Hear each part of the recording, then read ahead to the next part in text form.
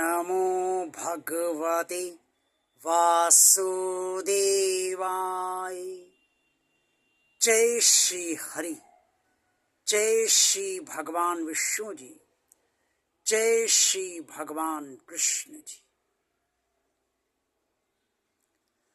सर्वशक्तिमान परम परमात्मा भगवान श्री कृष्ण जी ने कुरुक्षेत्र के मैदान में अर्जुन को ये स्पष्ट तौर पे बताया कि कर्म जिस तरीके से भी किए जाते हैं उससे ये पता चलता है कि कौन ज्ञानी है और कौन अज्ञानी है। श्रीमद् भगवद गीता के अध्याय 3 श्लोक 25 से 30 तक में, यानी कि 25, 26, 27, 28, 29, 30 श्लोक तक ये स्पष्ट तौर पर वर्णित है कि कर्म जिस तरीके से मनुष्य करता है उसके करने के सोच से, उसके करने के तरीके से और ये पता चलता है कि वो ज्ञानी है या अज्ञानी है। अब भगवान श्री कृष्ण जी ने अर्जुन को जो ज्ञानियों के लक्षण बताए हैं और जो अज्ञानियों के लक्षण बताए हैं उन्हें आप सब ध्यान से अवश्य सुनिए। भगवान श्री कृष्ण जी ने अर्जुन से स्पष्ट तौर पर कुरुक्षेत्र के मैदान में ये बताया कि जो अज्ञानी होता है वो कर्म मैं कर रहा हूं ऐसा उसके अंदर कर्ता का भाव होता है, और जो ज्ञानी होता है उसके अंदर कर्ता का भाव नहीं होता है। वो ये नहीं समझता मैं कर्म कर रहा हूं। और भगवान श्री कृष्ण ने यह भी बताया कि कर्म कोई भी मनुष्य अपने आप नहीं कर पाता है। प्रकृति के जो गुण हैं, सतोगुण, रजोगुण और तमोगुण, जो प्रकृति से ही उत्पन्न होते हैं और जो हर मनुष्य के अंदर विराजमान हैं, उन्हीं गुणों से के अधीन रहते हुए वो कर्म करता है। लेकिन अज्ञानी इन गुणों को नहीं पहचान पाता। वो ये नहीं समझता कि ये तीनों गुणों के से परवश हुए मैं ये कर्म कर रहा हूँ। वो ये समझता है कि मैं स्वयं कर्म कर रहा हूँ, तीनों गुण मुझसे कर्म नहीं करवा रहे हैं।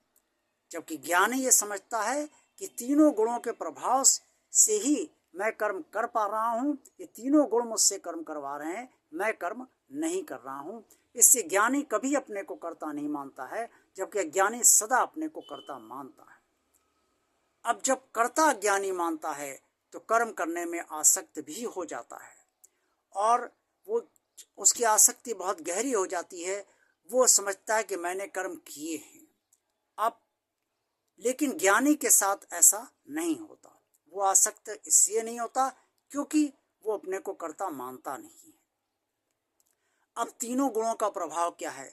जब भी कोई अच्छा कार्य होता है, आप करते हैं तो आप समझते हैं मैं कर रहा हूं, लेकिन ये प्रकृति का दिया हुआ सतोगुण आपसे कार्य करा रहा है।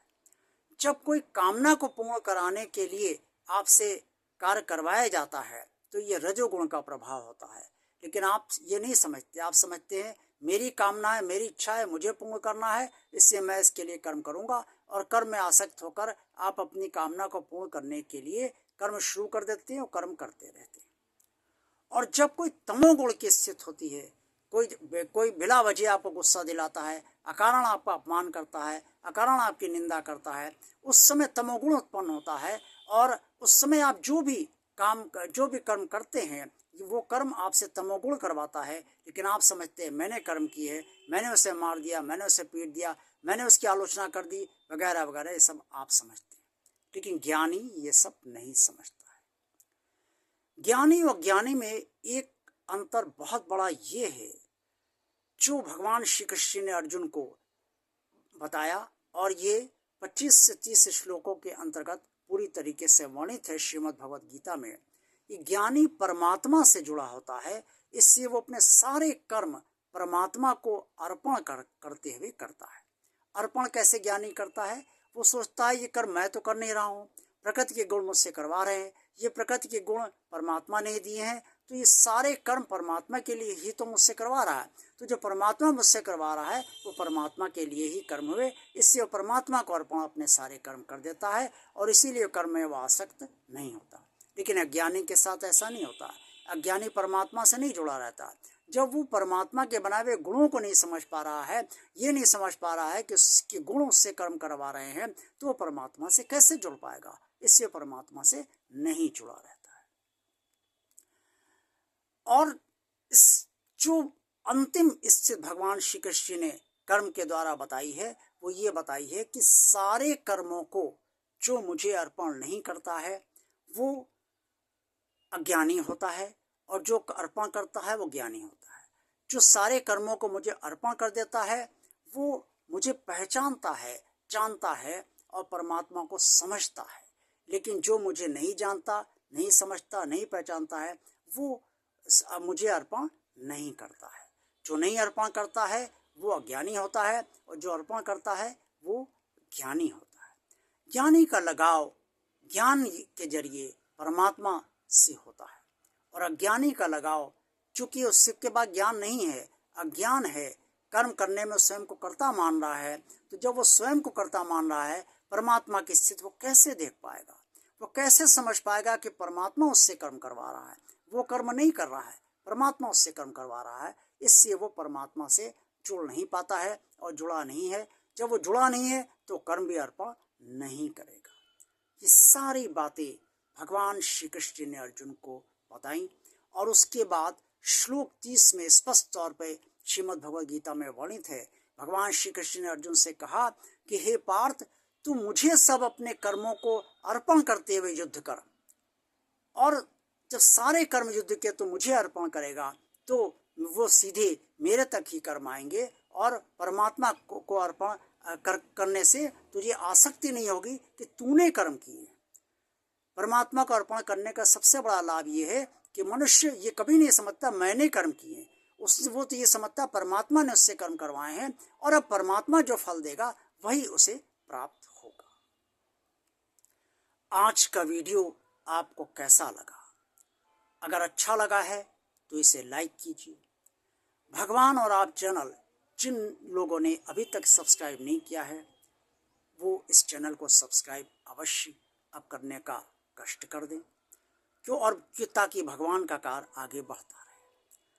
इस भगवान और आप चैनल को ज़्यादा से ज़्यादा लोगों को आप सब शेयर कीजिए, ताकि सभी लोग आपके साथ साथ लाभान्वित हो सके। और कमेंट्स बॉक्स में आप सबको जो भी सुझाव देने हैं वो सुझाव आप सब अवश्य दें। ओम नमो भगवते वासुदेवाय।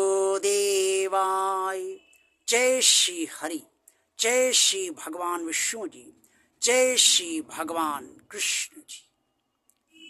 आप सब अज्ञानी ना बने कर्म करने में, ज्ञानी बन के कर्म करें, ताकि कर्म में आसक्त ना रहें, और परमात्मा को अर्पण करते हुए कर्म करें, ताकि परमात्मा आपको श्रेष्ठ फल प्रदान करे। यही मेरी आप सबसे निवेदन है, और आप सब मेरे इस निवेदन पर ध्यान रखकर ही कर्म अवश्य करने का प्रयास करें। जय भगवान श्री कृष्ण जी।